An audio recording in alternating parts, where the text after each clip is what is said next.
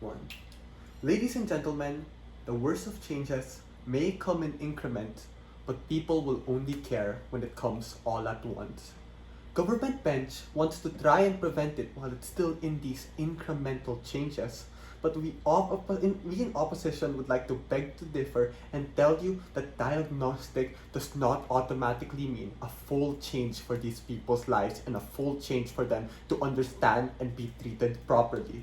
The nature of, we'll give you two reasons for it. First is the nature of human beings, especially to the ones that are likely to use public sector of healthcare, tend to be people who are in the middle class, lower class, or people that have to work a lot and can't have enough time to actually focus on it, to have their own private doctors and such like that. So this means that they are people that tend to be busy, distracted, and have unhealthy lifestyles. Now, the problem is, we mentioned this earlier from Joseph, is these people don't have money to change their lifestyles out of nowhere.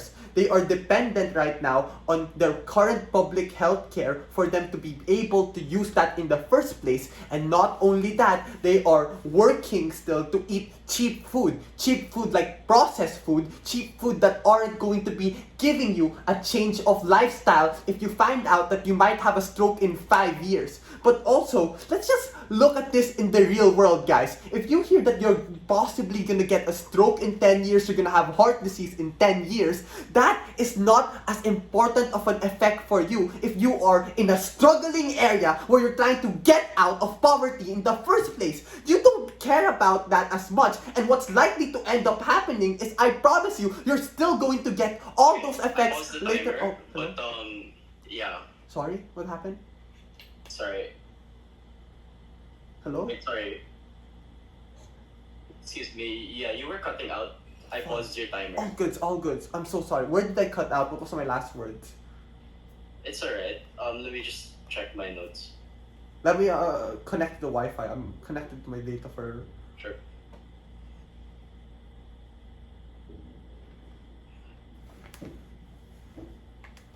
Yep.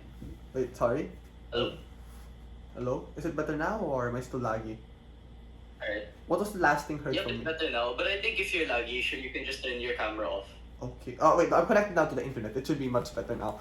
Can you tell me what was the last word now? Correct. Sorry, what was the last word you Yeah. heard? Well, firstly, Firstly, the timer, I paused it at 1 minute and 42 seconds. The last thing that I heard, and that's on my notes, is that you were discussing that the people do not have the money since they're dependent in public healthcare. They're not capable to afford the changes in their lifestyle. Okay, yes, alright. Okay, thank you. I'll start now. Let's continue from there. Okay, got? 3, Yep. 2, 1. Ladies and gentlemen, let's just fact check too. Just, if you're going to find out in 5 years that you're going to have cancer or whatever disease, 10 years or maybe even 20 years, because that's how it usually takes for you to know when you're getting cancer in the early stages, you don't have the effort to actually start changing your entire lifestyle, and you don't have the capability and means to do it because you don't have a trainer, you don't have the money, and you can't just go exercising every day when you live in the poverty where you try to work your ass off getting a barely minimum wage income. Now, late stage diseases are also not the only important diseases that we need to cover and focus, guys. They limit that debate only to that. But guys, there are diseases that just come out of nowhere to happen to children, teenagers, and adults that need and are dependent on the public health sector. Dengue, malaria, monkeypox, hand, foot, mouth disease, and aneurysms and sudden strokes for people that just don't go to the doctor in general can still happen and will still happen eventually. And when there's less funding, there's less possible treatment for them in the first place. HIV, hypertension, and cancer, those can be argued to be a minority that can be prevented in their side, and a minority that has money to be able to actually change this. But even if you somehow change the culture, I'll take your POI later. Even if you change the culture, it's not going to actually stop people from not being able to afford the healthy options because it's expensive. expensive. So lifestyle, and we also tell you that all these diseases are lifestyle-based disease. HIV, people who have sex a lot without condoms. Hypertension, people who eat fatty food because they love it. Cancer, too much sunlight, too much vices, whatever. So many unlucky genes. It's just unfortunate, and it happens all the times out of nowhere, no matter how much you try. Some people live this way because of those conditions, and you can't change that fact, and you can't suddenly try it. And it's only stupid to actually start putting all the funding to actually treat these people instead to finding out that, oh, I'm getting that in 5 years, when in the end of the day they will still eventually get it. They don't properly prevent it. So I'll have some more rebuttals on their side, that on both sides there is fear and anxiety, that this exactly prevents people from taking the necessary steps on side government. Because guys, do you know what are the best prevention for majority of human diseases? A majority balance of healthy lifestyle and all that stuff.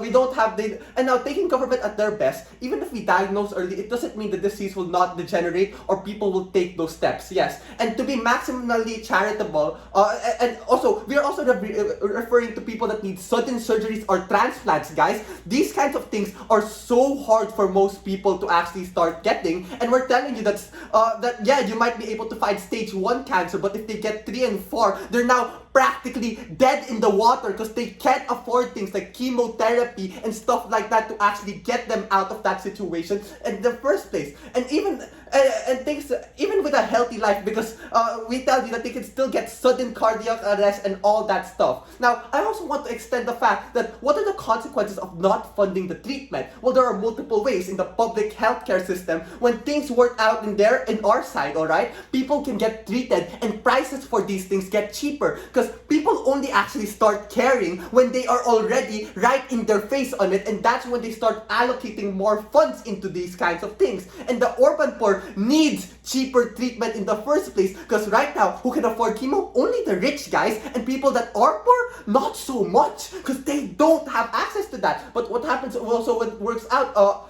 there's also a change in factors outside that make people, and also even if they find out 5 years earlier, we tell you that a lot of these changes for them to change their treatments, it's like they need pills that are expensive to actually afford, and these kinds of pills can be cheaper with proper research and development onto these things. And we tell you that in our side, research is actually best allocated. And now I'll take a POI before 6. Go, give it.